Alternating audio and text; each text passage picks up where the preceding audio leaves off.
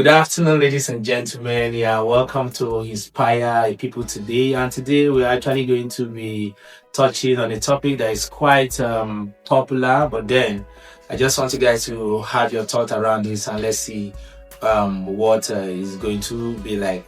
Today I have a prestigious personality here with me in the studio, and I would like you guys to please draw your chair close and draw from the well of wisdom.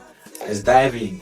Good afternoon, sir. Good afternoon, sir. So good to have you on the show today, and I'm so excited already, and because I know what's going to be coming out here. Just It's good to be here. Always good to be here. yeah. So I've just been having a thought around something, and I just thought, okay, we should just have somebody in this system who could actually give us first-hand information. I want to ask this question in two ways. One, is it nice for you to share the picture of the opposite sex on your social space? Secondly, is it nice for you also to write like FPC, how do they call it? Like write good things like about them, like just men friends, and like what's your thought around that? Well, thank you very much. My thoughts are opinions. Because again, I don't think any two marriages is the same. Yeah, that's true. So I'm coming from two angles. Number one, the world has male and female. So typically, you don't just have male friends, right? So as you progress, you have colleagues that are females and people in your circle that are females. And I mean, if need be, you are the kind of person that always puts, you're a social media person. I mean, if you know your heart is clean, they say the wicked runneth when no one pursueth them. If you know that there is nothing to run away from, there's nothing wrong for me, in my opinion, of putting in another female's picture, maybe to appreciate them for maybe a celebration or something. In my opinion, there's nothing wrong. But again, marriages differ. For some people, they may feel like it's a form of disrespect to their spouse to put up on that picture, and that's their marriage.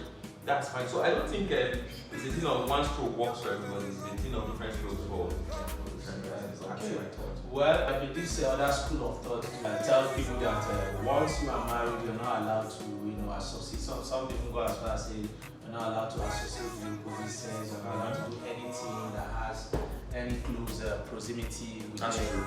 And it was becoming very much accepted in the society. So I was worried about that, and I really want to hear other opinions too, because it's time to find ourselves the generation we are in. It's a very vulnerable generation where people take things to be, they have normalized a lot of things that shouldn't be. So we really need to draw the line and set the balance so that people who actually know what they should be looking at.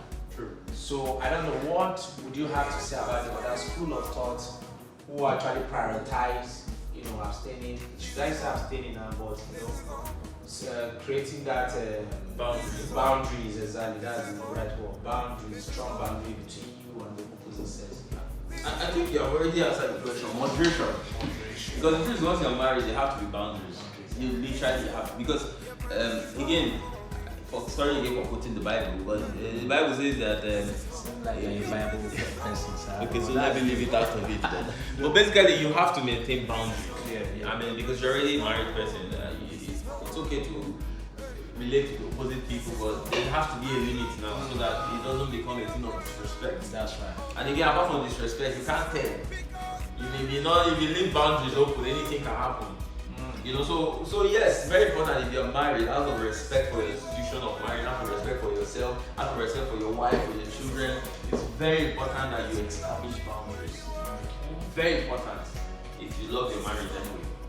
I think it's very important. That's quite a great one. So we'll be wrapping up on the show at this time. It's quite brief because of your schedule. We'd like to let you go and attend to other activities. But before then, we'd like you to say your last word of encouragement or words of admonition to this. I would like to say the younger generation. I would like to say to the singles who are yet to enter into, who are yet to enter into the marriage institution. What word do you have for them?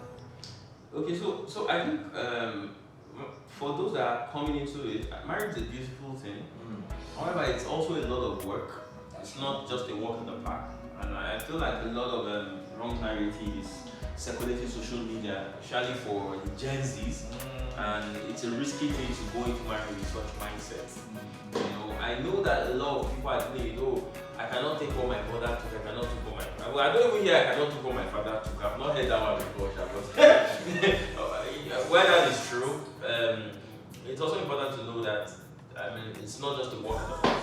There's going to be days where it doesn't feel like it. It's a whole process, I'll say. So he's going through it with a lot of patience, a lot of.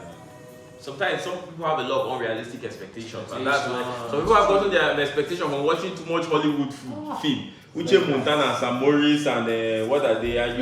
You just think it's a whole vacation thing happening right there, and then you start hearing marriages 6 months. When you are still in the honeymoon period, they've gone apart. So because of unrealistic expectations. So please get your expectations intact to fit into reality. I know that it's a lot of work and a lot of enjoyment. So thank you.